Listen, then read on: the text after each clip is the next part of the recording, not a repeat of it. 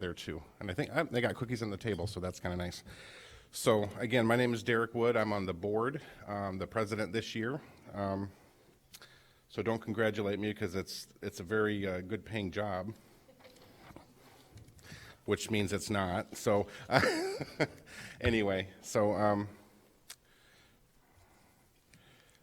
we have had a board member who is just moved to Florida, Randy Gilbert, who is not on the board anymore, and he is going to be working on teaching some remote classes for us, and we'll talk about that a little later when we talk about the classes. But we have a new board member who just called me today and said she woke up with the flu. Her name is Kelsey Ellsworth, and she was going to be here tonight so we can introduce her, but due to circumstances, she could not be here. So, and if you've anybody travel out of the country recently? Okay. Because I just want to know if we need to wear the masks. That's all I'm asking. So we had one of our board members, actually, who works for Amway, went to visit her dad in China, and they put her on a 2-week stay-at-home deal to make sure she doesn't have that coronavirus. So anyway, whoops, got a little ahead of myself there. Want to talk about the upcoming seminar on the conference table over there, the entrance table over there. I did print off some brochures. If you're all familiar with The Right Place, each year, APICS, along with CSCMP, The Right Place, Michigan State University, and ISM, we do a conference. This is the 17th Annual Supply Chain Conference. It's an all-day conference. So if you've ever been to it, it's a really great conference to go to, speakers all day long, different tracks. So you might want to check that out, and you can register. It tells you how to register. You can go to The Right Place. So really good conference, really good information, and a lot to choose from, so like a buffet or a smorgasbord of things, so you can just pick and choose what you'd like to do for a tract. So check that out before you go, or grab a brochure. Also at the end on your tables here, if you would please, we really need your feedback. So there are QR codes on your tables for a survey. We would really like to get your feedback on tonight's PDM, the food, etc., so we can make sure that we put on the best presentations we can for you going forward. So please make sure you do that for us. That really helps us to plan for the future. Okay, also on the table over there, we do have some program guides that you can grab if you want to see what's coming up for the remainder of the year. We do have Excellence in Inventory Management coming up on March 17th. And is CPIM2 scheduled? I can't remember. Is that scheduled for March 3rd? Is that still a go? Okay, so if you guys are interested in signing up for that, there's still room available. So please check those out on our website at apixgr.org. And you can check out all of our scheduled classes and things that you may want to get involved with. So talking about some of the certifications that APICS does offer, the CPIM, which is a Certified in Production and Inventory Management certification course. I'm not going to go through each one to tell you what they all do, but it's the premier certification for internal supply chain operations. Then there's also the CSCP, which is Certified Supply Chain Professional, recognized globally as the premier certification for end-to-end supply chain. And the newest one that was just added a few years ago is CLTD, which is the must-have certification for logistics and transportation professionals. So check those out also on the website. And education is a big key behind what APICS and ASCM is about. And so please check those out. The certifications are very sought after in the industry, and people recognize those, hiring managers recognize those, and companies reward those. So talking about education, we do have a person that has gone through the CSCP class and just recently passed the tests for CSCP. So I'd like to have Jeff Chronister come up here from Atwood. He works for Atwood, and he has just received his CPIM, or I'm sorry, CSCP.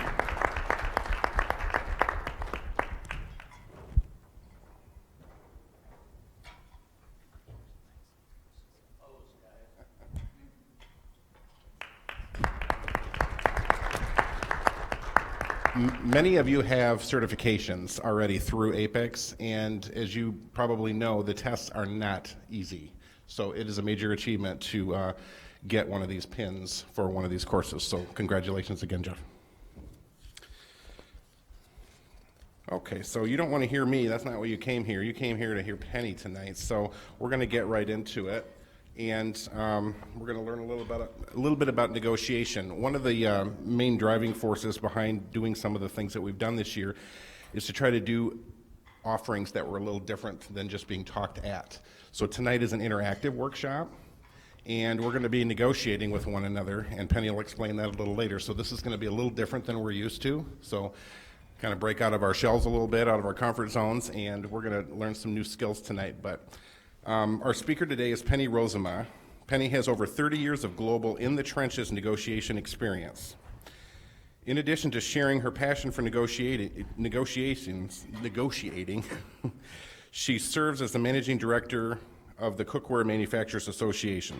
As an educator and leadership trainer, Penny has worked with corporate teams in the U.S., Europe, China, and Japan, and Korea. This evening, she will give us the opportunity to test our skill with a negotiation exercise and full debriefing, a unique opportunity to see the negotiation from two different views. Please help me welcome Penny Rosema.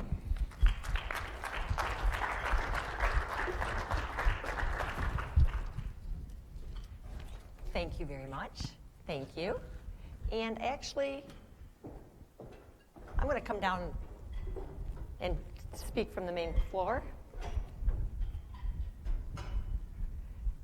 I should have did a little practice here. That's my pointer. There we go. So welcome. I had an opportunity to say hello to a few of you. We'll be working on a simulation, a negotiation simulation. But I want you to start by thinking about how your organization would be more profitable if you had more effective negotiating teams. Or even think about your own negotiations. Some of you are in transition. How would you be more profitable with your salary or request for a salary increase if you were a more effective negotiator? When I talk to different groups, I always like to get a little feel for what are some of the big disadvantages that you feel you have going into a negotiation. Think about disadvantages when you're negotiating that you have, whether you're on the buy side or the sell side. And I do have bribes. Some Dove chocolate. You have the same disadvantages whether you're buy or sell. Talk about that. Like, what is that disadvantage? Who has the power?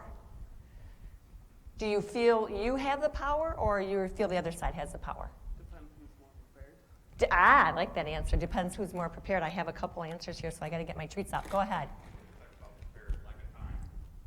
Lack of time. That's a disadvantage. You're right. Other disadvantages. Pardon me? Government policies like tariffs. Oh, yeah. I work for the Cookware Association. I know with those government policies, they throw you a curve when you try and negotiate. Maybe lack of suppliers. Lack of suppliers. Maybe you have a single source supplier. So lots of different disadvantages. This is very common. We all face them, whether it's a large dollar negotiation or a small one. And my spoiler alert for tonight is that much of what you're going to hear, and we're not going to go into a deep dive training session here, but much of what you're going to hear won't be an aha moment. You're going to feel, I knew that. A lot of this, we intuitively know it. But it's not what you know, it's what you do that counts. So I'm going to, at the wrap-up of this session, you will have a negotiation roadmap. I teach a seminar, I do webinars on the negotiation process. And I worked at Amway for 38 years, and part of that role, I was in the procurement organization when we went through a very serious down. We had the consultants come in, and the price we were paying for our components and our supplies and our orders and our services were out of line with our industry. And so we had a mandate from the owners that said, you will no longer accept any price increases. You will ask all of your suppliers, our suppliers, for double-digit cost decreases.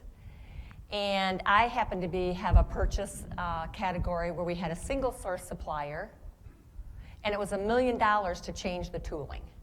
And I looked at my management and I said, well, that's just, how do you do that? That's not possible. So fast forward, what they did at the same time is they instituted strategic sourcing teams and a strategic sourcing process. Don't have time to go through all of that, but the short story of it is there's a negotiation roadmap, and there's some basic things that you should follow when you're negotiating, and I am going to share that roadmap with you. And again, it's a spoiler alert because there'll be information here that you'll say nothing unusually new. But I think you're going to find it a good refresher course. Now, what I found in speaking and working with, coaching with people in negotiations is the top 3, and that's what we're going to talk about a little bit briefly here, the top 3 common negotiation mistakes. And they are a failure to plan. Someone already talked about that. Maybe you don't have time to plan. Maybe the tariffs come in and you had no idea that was on the horizon until it hits. The second common mistake is extreme estimating. We're going to talk a little bit deeper about that. And then also ignoring your alternatives. So first of all, someone already mentioned failure to plan. Anybody have examples of where you just, we talked about the tariffs, not an opportunity to plan. Anybody else have a story or a personal example of how a failure to plan impacted you? Or maybe a failure to plan of who you're buying for? Job offer out of the blue. Job offer out of the blue. You weren't planning on it, and doesn't mean that you didn't.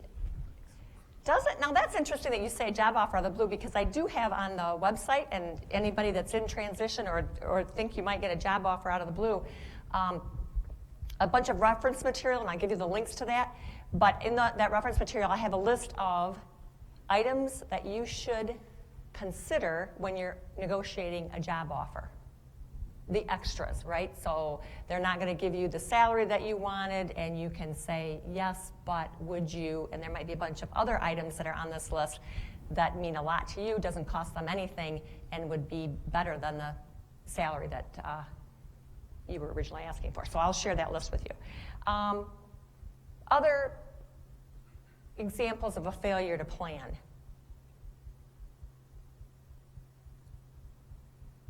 All right, you're gonna think of them later. Okay, go ahead. Lack of bridge inventory. Bridge inventory. Oh, right. Oh, your inventory planning, right? You don't have the backup. You have to have it now, and that could be just a tariff issue or something that happened, or it could be just not good communications within your organization. Got it.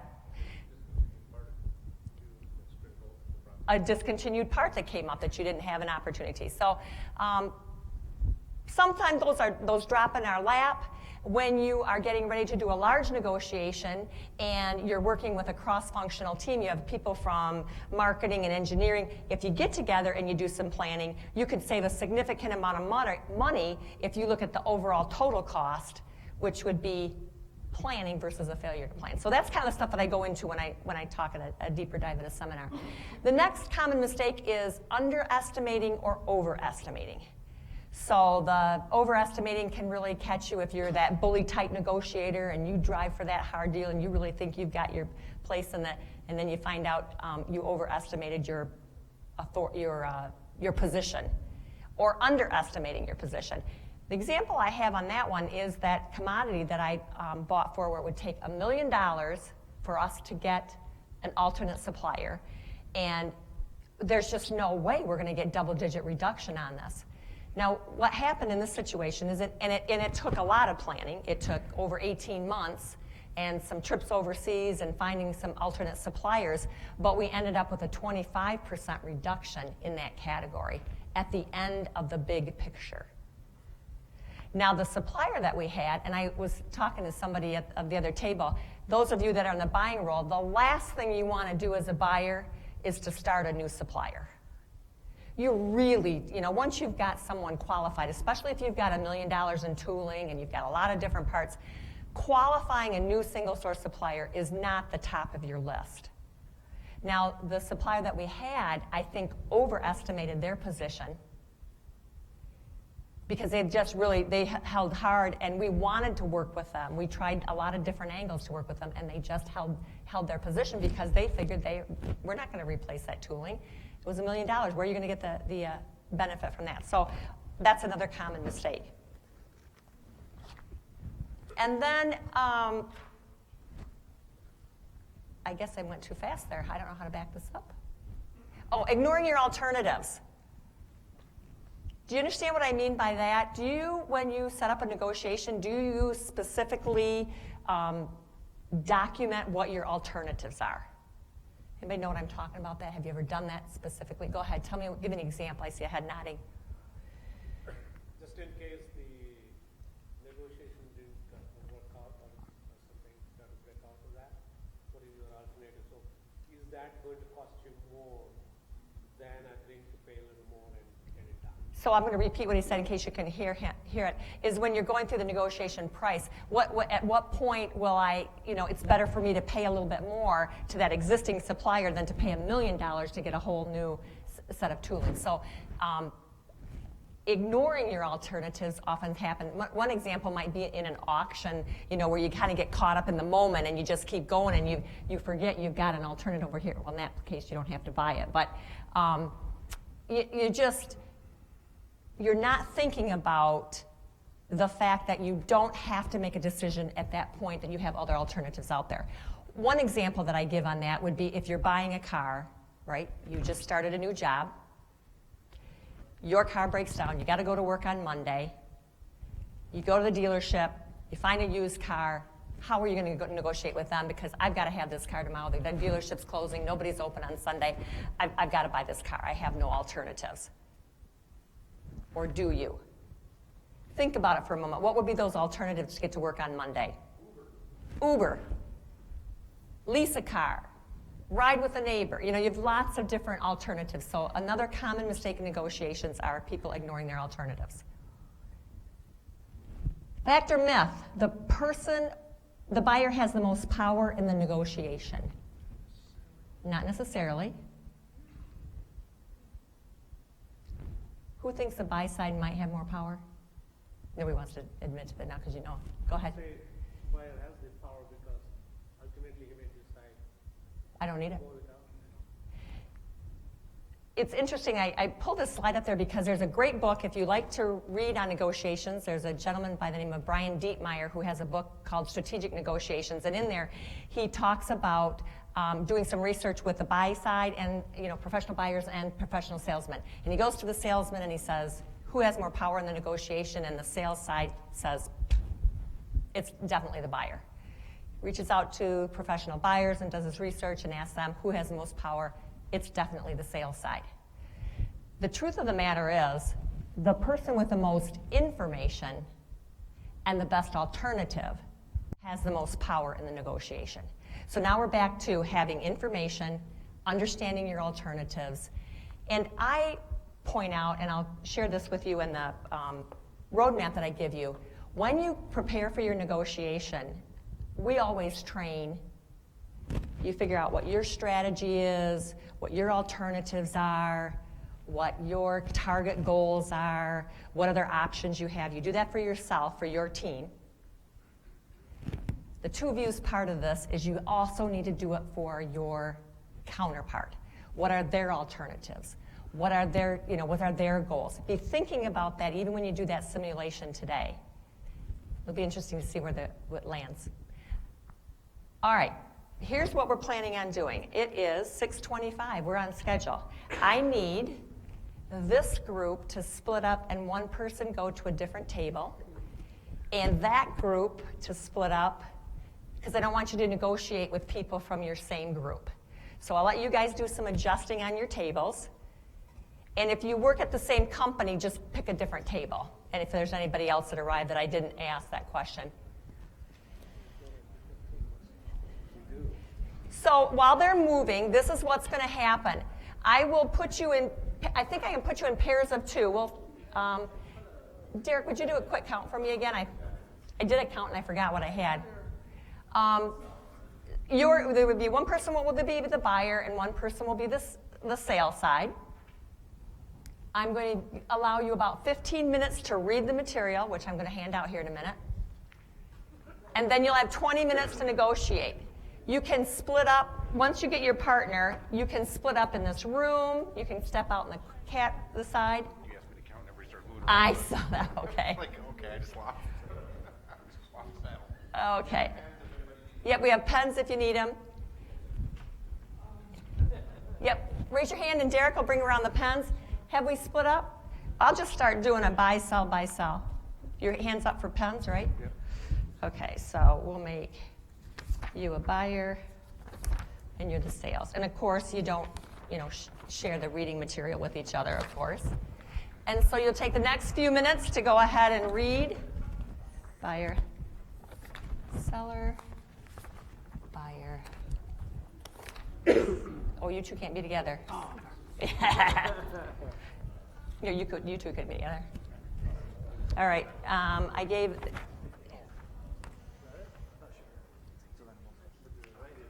Okay, so you guys aren't negotiating with each other. You're in different companies? No, you can't be the same company. So you just move tables. Leave your sheet there, and I'll send you over there. So I have 1, 2. I got. Do you have another paper by chance? Yes, I do. I'll get it for just a minute. Okay, I'm just making sure he has a partner once he moves. You're the buyer, and you're going to be the salesperson with him. I guess you didn't really have to move there. Sorry about that, guys. That was kind of silly. We got it here. That's why we need seller. What are we, seller, buyer? You are going to be, I think it's at the top, it says buyer.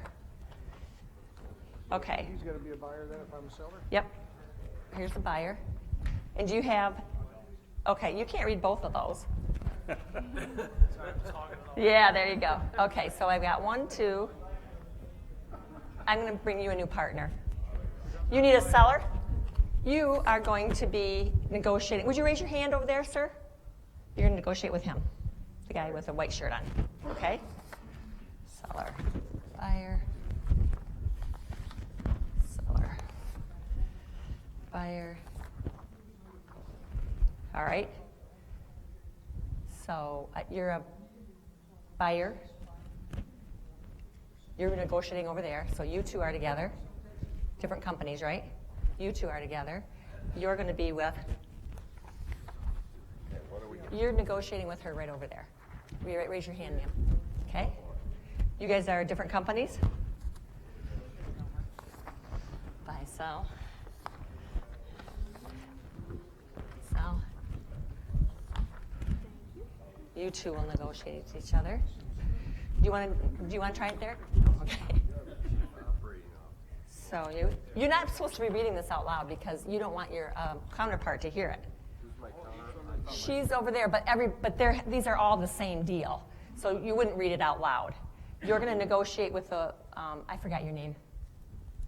Trina and Jim are going to negotiate. Yeah, so these are That's the information. So everybody that's got a yellow sheet, you are selling something. You're all selling the same thing. You're all going to try and negotiate the best price you can for your company. This is your role. You are the COO.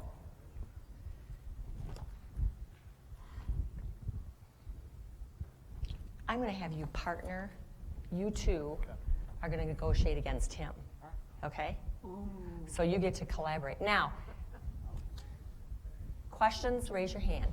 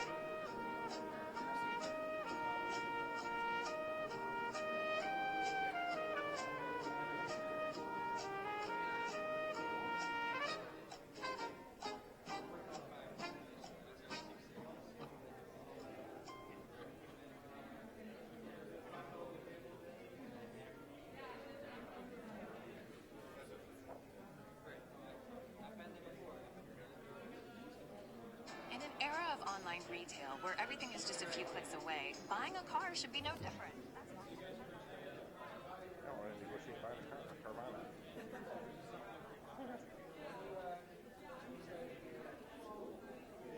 Over here so people can't see, and you have to keep them away from it, okay?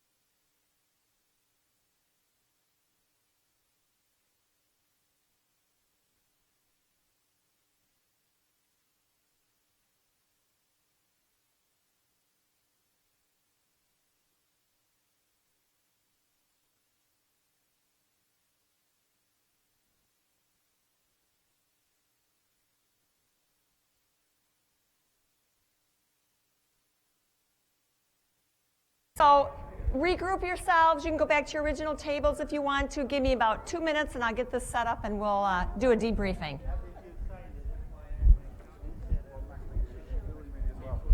Good luck.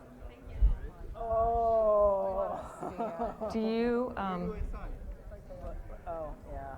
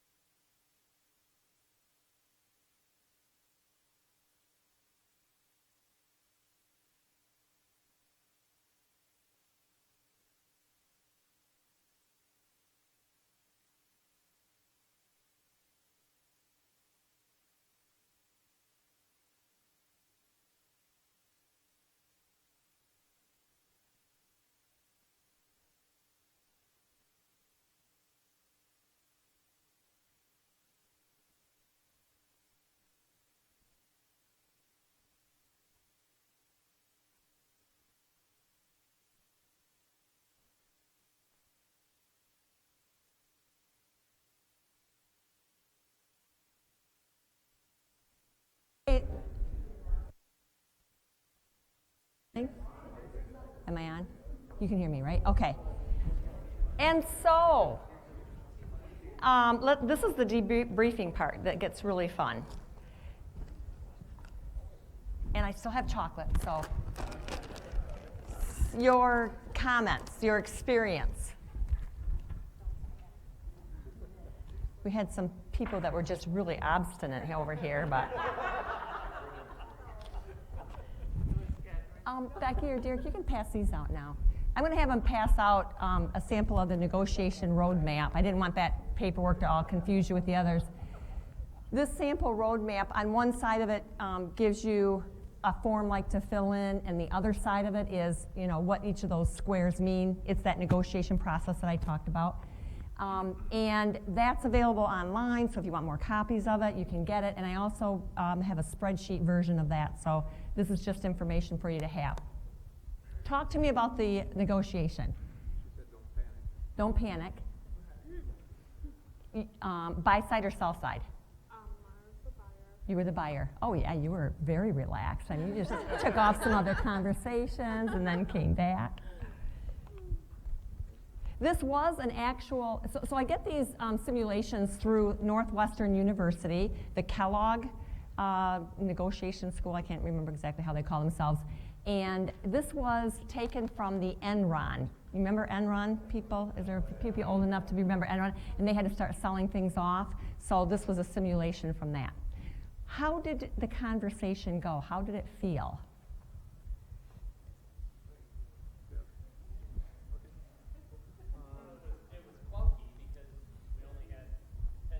True. So there goes the time to plan. I know. That's really important that you do that. But yes, I realize you had that constraint. But the other two, over and underestimating your position and the your alternatives. We're going to show. If my writing isn't real clear, but he's be able to hone in on what the prices were here. Okay, when you get them, let me know. And this scenario was set up so there is a lot of what we call down pressure. The reference points, the information that you have, all pushes you down to the downside of the negotiation. Who was a buyer? What was your alternative? If you don't finish this deal, what will you have to do? Build a plant for how much? $350 million, and how long will it take you? 3 years to build a plant, and $350 million is their alternative. And we're going to look at where all the bids come in here in just a second, and then I'm going to show you also what I have on my website is a link to what I call that negotiation zone, right? So there's your target price, and your aspiration price, and your where you're going to walk away, right? The two ends of the uprights.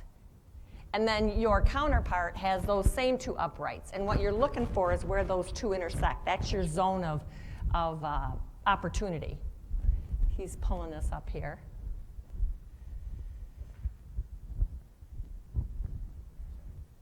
We'll give him a second. Doo-doo-doo-doo. Okay, there we go. If he can hone in on it. So group one came in at 220 million, and the buyer made the first offer.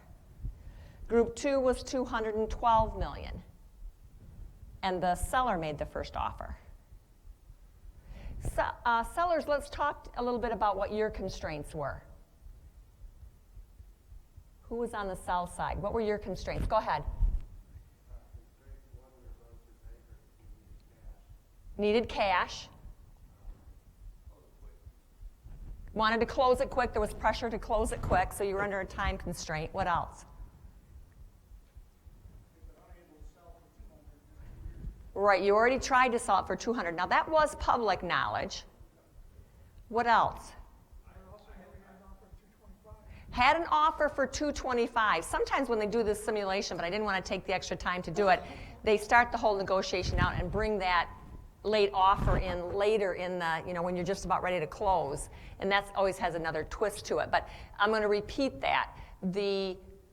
So how many of you that were sellers shared with your buyer that you had a firm offer at 225? Raise your hand if you did share it. Okay, so you were deceptive, huh? You had other offers. That's a viable. And what I tell people when you're working on negotiations, you release information as appropriate. I'm never a proponent to lie, or to be very deceptive, because I can say I can't share that information with you, or I don't want to disclose it. But I don't train or teach people or recommend or mentor people or coach people to be outright deceptive on it. We have other offers. That's true.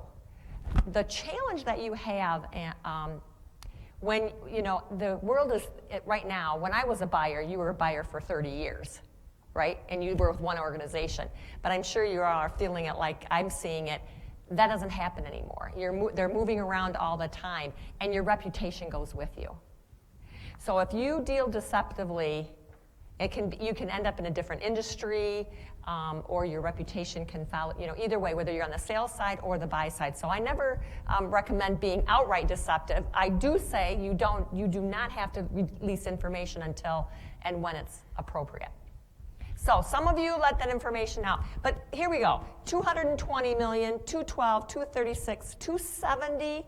Becky and Jen were at 300. The buyer went to 300. That was Jen over there? But I see her going like this. I'm telling you, we got one here. Kurt and Steph. Where's Kurt and Steph? Okay, you guys were 200 versus 189 and couldn't cut the deal, and it was a great deal for both of you at either price there. Talk about how that went. Did you just feel like you were under pressure for time and you knew there was something else going on with this scenario?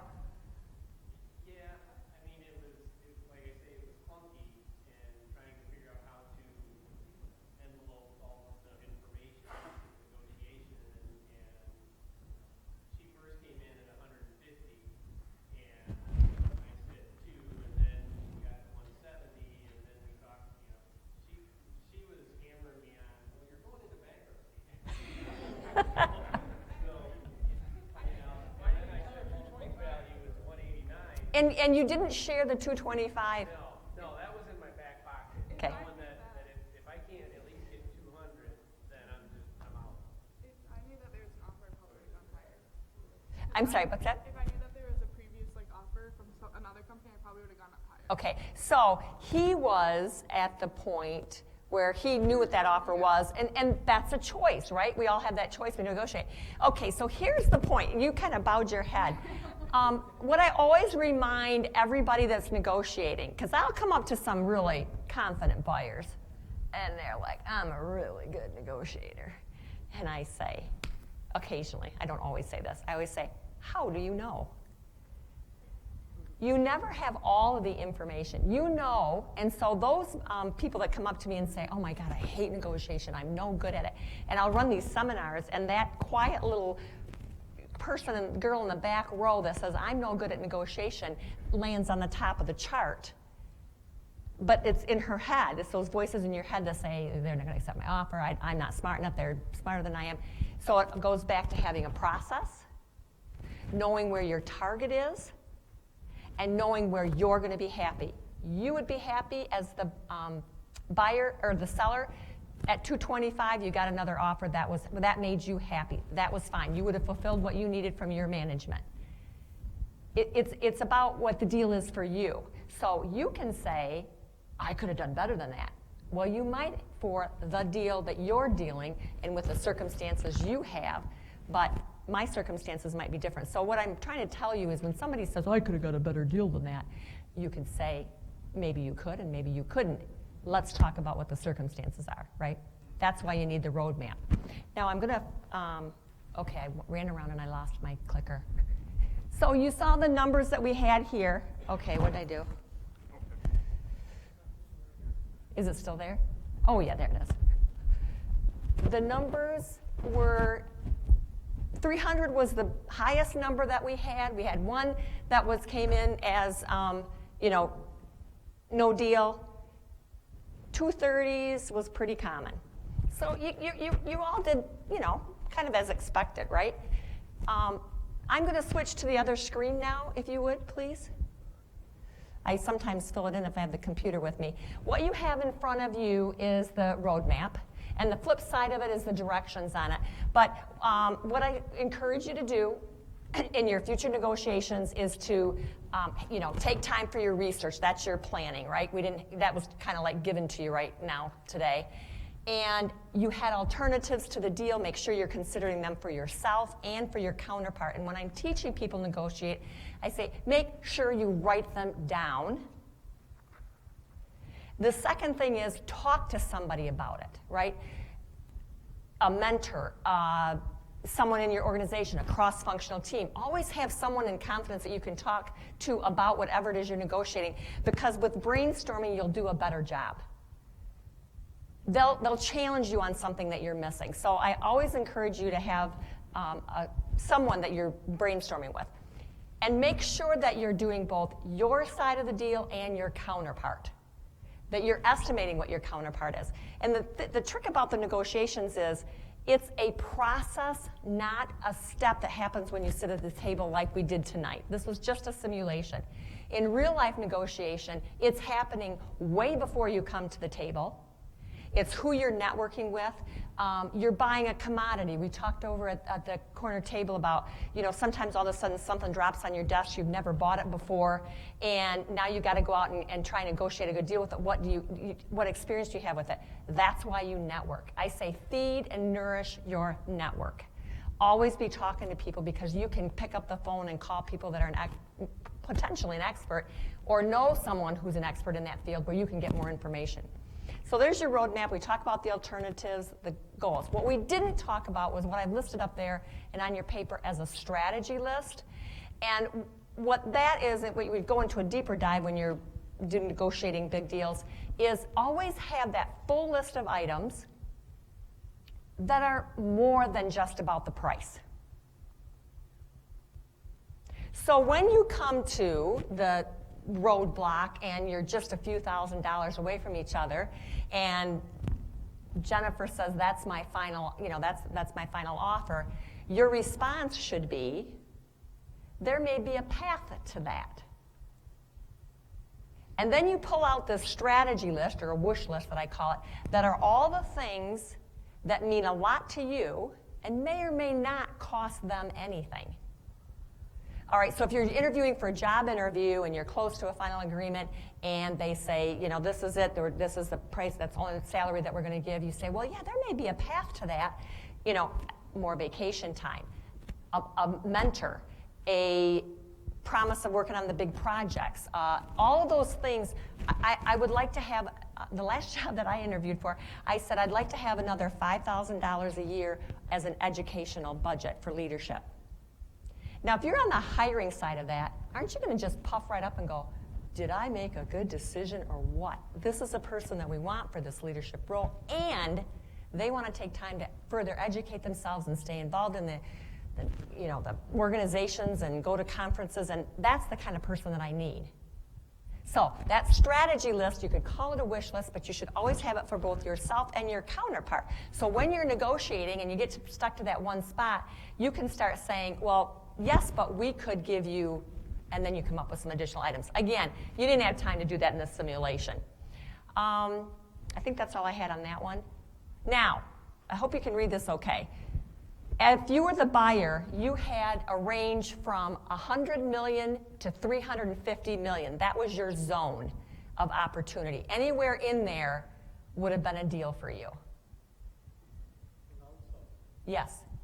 we also negotiated number of employees that we would make along with the deal. Yeah, that's right. We talk about extras. You get rid of, we don't have to spend on that. So what he's talking about is in their negotiated deal, they came to a price that was agreeable, and then they also agreed that they would have a reduction in staff before they took over all those employees. So they were taking on less debt, like that.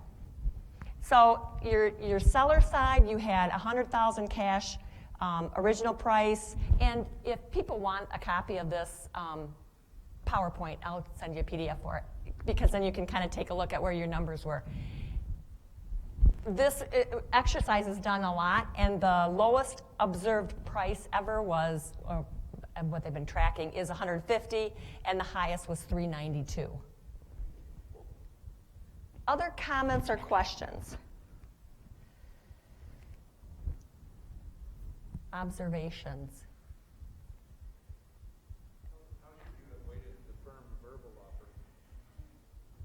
That's a very interesting question, because the first time I took that, when I get a verbal offer, I'm never real confident of it. Is that how you were taking it? Yes. Yeah, he was like, I'd rather, because I was trying to go for a higher price, but then when he went go, I was like, well, I have the other option, but it's like in the air, so I just want to, like, it's just better to sign now. Right. And that would be one where if you were in your organization and it was Dad that called you and said, I got a firm offer, I would have bet on that. I mean, I would say, yeah, Dad knows what he's doing. I've got a firm offer. If it was the new kid on the block that was the new, and you're like, we've been here before, that might not be a firm offer. That's a very good point. It does depend upon how you took it. Other comments or questions? What are the other, like, is it all cash options, or is there any other kind of combination? They didn't go through any other kind of combinations in this one, although there are some people that took the seller's side and said what was going to happen with the 20% increase in energy and did the current value of what that would be, and I think that's where they came up with the 300, the value of it, adding more value to what they were purchasing. Yes?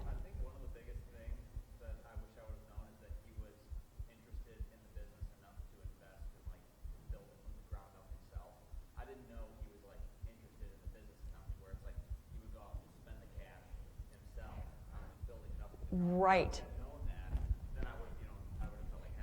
I'm so glad you brought that up, because I forget to do this often. When we go through the negotiation training that I do, and I do have, it's also going to be on the link that I'll send. You guys can ask for and get this information. But I did a whole list of, let's see here. I'm going somewhere with this. Negotiation tips, and it's just about 3-4 pages. And, when you don't have enough information, where do you go? Ask them. When you're trying to estimate what their alternatives are, ask them. And here's the trick. Ask a question.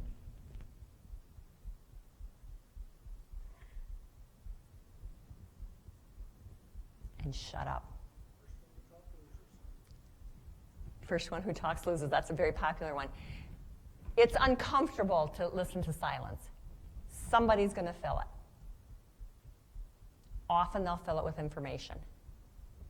So remember that when you're asked a question, answer it, but it doesn't, you could be like the politicians. You can ask a question with another question. Yeah, right?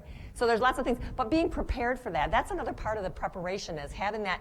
There may be a path to that, or if you want to know something, ask them a question. Do you have an alternative? What are your alternatives? Sometimes they'll tell you. And this is where we talked about having strategic teams that your whole organization is on the same page, because you can have the girl at the front desk that checks the salesman in, that's chatty Cathy and just loves going on. It's like, oh, I'm so glad to see you today, George. Yeah, we're really excited because we got this really big new job and it's going to be 1 million parts, but all we got to do is have this one new packaging machine. Well, George is the one, or the salesman standing there, he's selling the packaging machine.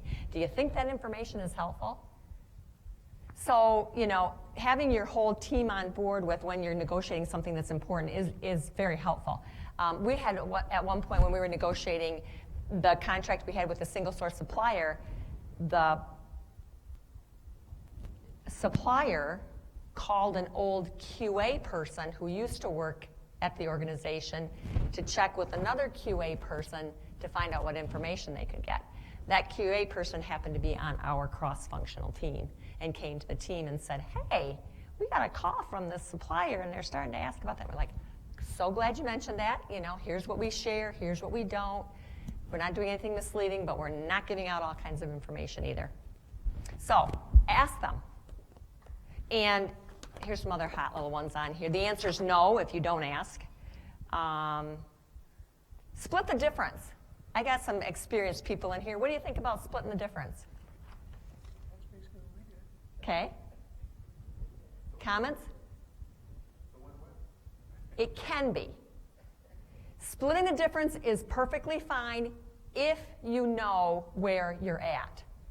So think about it. If you're, on very far ends of the spectrum, right? Your negotiating zone is far ends of the spectrum. But if you're down here and they can go all the way to here, and he comes here, and then you split the difference, right? It's a different effect on who's getting what out of it. It's fine to split the difference if you've got a plan. But don't split the difference, just off the, You usually want to do at least 1 or 2 rounds of negotiation, and then if you're real close. you're close, then ask them to split it. We split pretty quick, but we also run out of time. Yeah, time is a part of it too. We were above our margin already, so we were okay with splitting. I have no problem with splitting the difference. I just don't like to have it just to be a flat-out rule, to make sure that you've done some thought process through it is what I recommend. Anyway, this whole, got a couple sheets of things, just experiences from that might be helpful for you. Other comments or questions? The $225 million that Cantilever was going to spend on, Yes. how come my customer didn't know that if they were involved in the energy industry? Because, it seemed to me that I get your point. If you were out there and you were networking and you knew what was going on, you would know that there was somebody else that might be interested in it. But also remember that the seller had tried to sell it before for $200 and 2 years ago and got nothing. So it must have been something that just rose up. And it was from the Enron example. So it shouldn't have happened, but somehow it must have. yeah. It's interesting. I'm following your line of thought, and I totally agree with it. That's why you feed and nourish your network. You make sure that you're out there knowing what's going on. I know it was today's board meeting. Yeah, But yeah. in the same token, how did they know that they So- were in the market for something? Right, so you would definitely be going back to your group going, how does this come up as a surprise? Yeah, we should have known this ahead of time. I agree with you. Is there any other way where you can judge based on if you are a buyer, what's the point that seller would break? He will not make a deal. How to estimate that? My experience has been, and I open that question up to other people, he'd like to know, how can you tell when that other person is going to break? Is there any trick to it? It's very unique to who you're dealing with. As a buyer, I appreciated having a long-term relationship with a trusted supplier if I knew I was getting accurate information, which kind of leads me to a point about when you work with a supplier and you have that level of trust, right? You don't want your supplier to go out of business. I don't want the supplier to, take me over the coals and overcharge me, but I also want them to be productive because that's my supply chain, right? I don't know did anybody work for GM in the late 90s in here? In the late 90s, about the time we were doing this negotiation, GM put out a mandate from their accounting whoever was running the accounting department, and said, double-digit price decreases every year.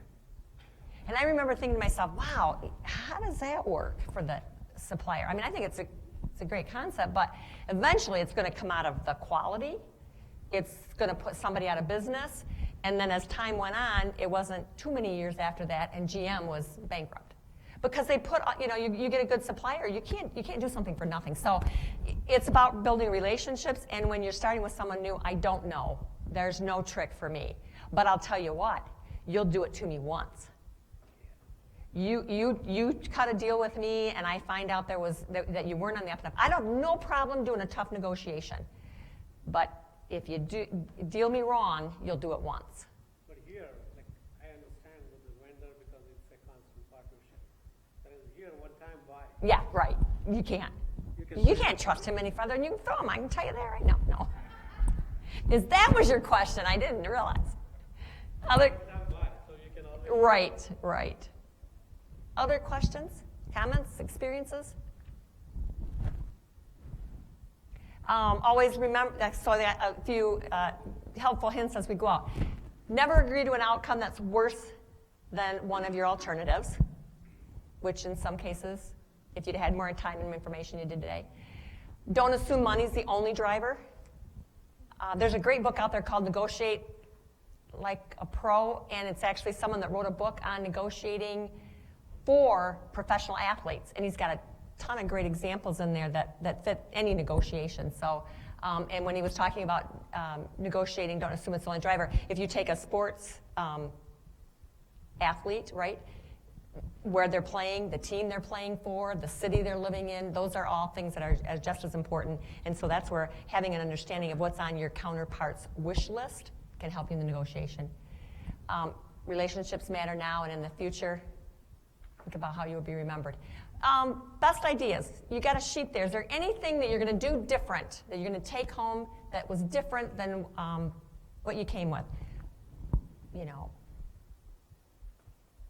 Something you learned in the negotiation or something you learned in the conversation? I still have chocolate.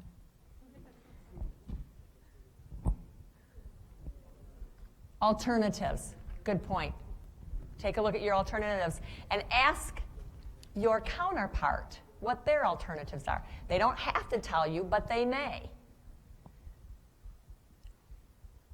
Other ideas? What if the area in which you are buying is kind of a first of a kind?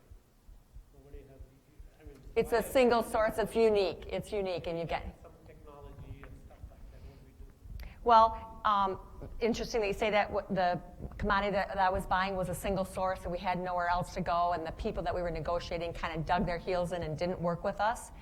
And what I tell, when I'm in a situation like that, what I say to that counterpart is, you have me for now. If that supplier had even worked with us a little bit, we wouldn't have taken, because it cost us taking 18 months to find somebody else, and that was a lot of work and wasn't really something we wanted to do right then.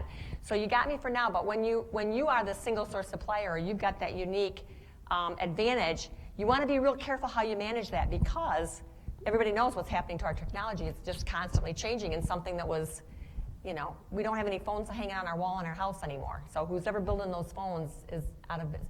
Stuff is just always changing, and I think you're better off as the supply side working with them as cooperatively as you can and still make your money.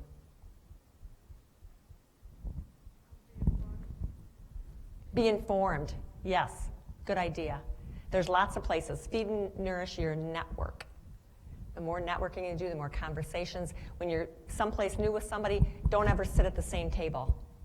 Make sure you're sitting with somebody else, especially at these kind of events. Meet somebody new each time you go, because that may be your next resource for a question.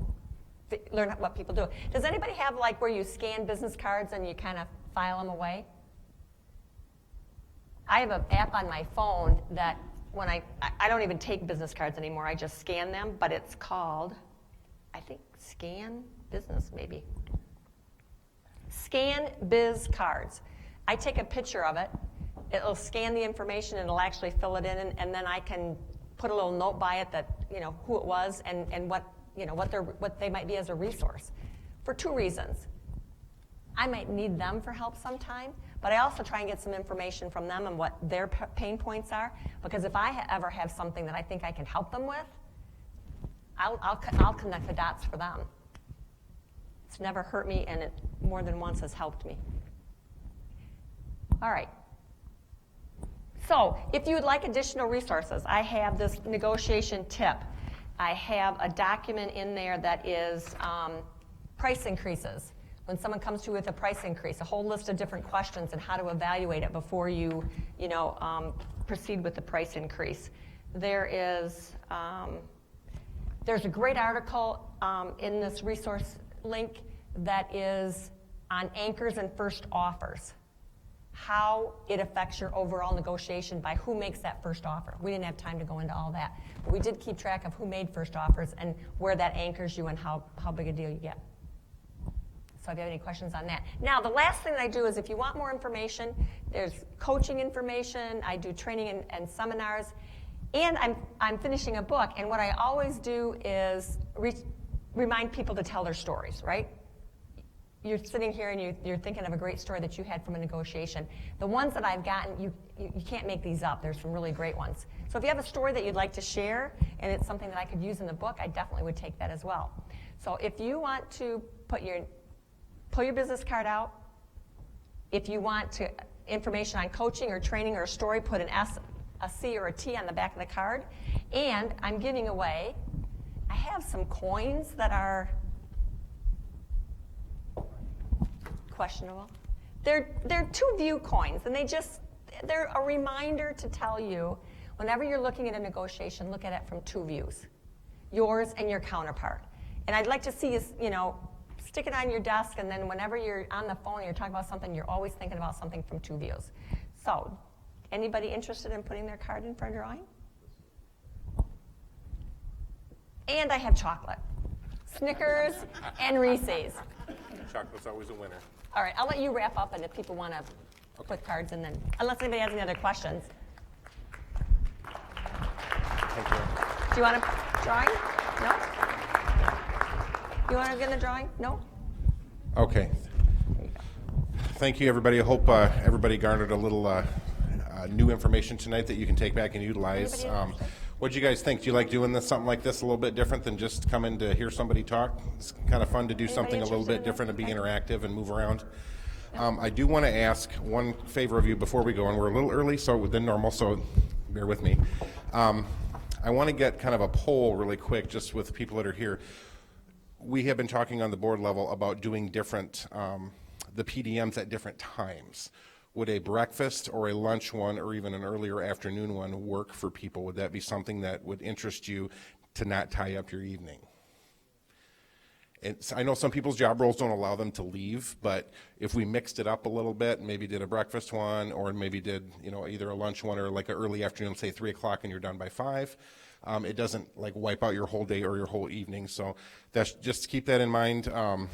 We'd really like your feedback. We're going to be sending out some surveys just to get some different information on different perspectives on what we can do to better offer different classes, different topics, and different training resources to our membership. So anyway, I'd just like to thank Penny. She was at the Supply Chain Conference last year and did a phenomenal job, and I really appreciate what she teaches in negotiation. Something that is, the tips are very simple yet powerful, and we do forget them sometimes. And I think the one thing that I learned from listening to Penny is about just being prepared and having that list made out so you understand what you're going into. So you kind of pre-rehearse your stance. So it's like getting prepared for an interview when you're going on a job interview. So anyway, I again appreciate everything that she's done for us. So again, grab a brochure on the way out for the Supply Chain Conference. That's March 25th. And then if you would please do the QR code and scan, we would love to get your feedback on the PDM from this evening. So with that is it. I think we beat the storm. So thank you for coming tonight and have a great evening.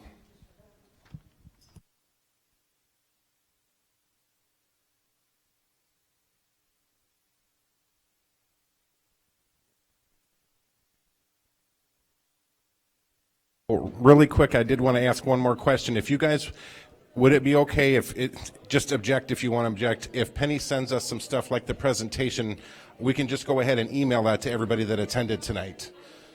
So, is that okay? Okay.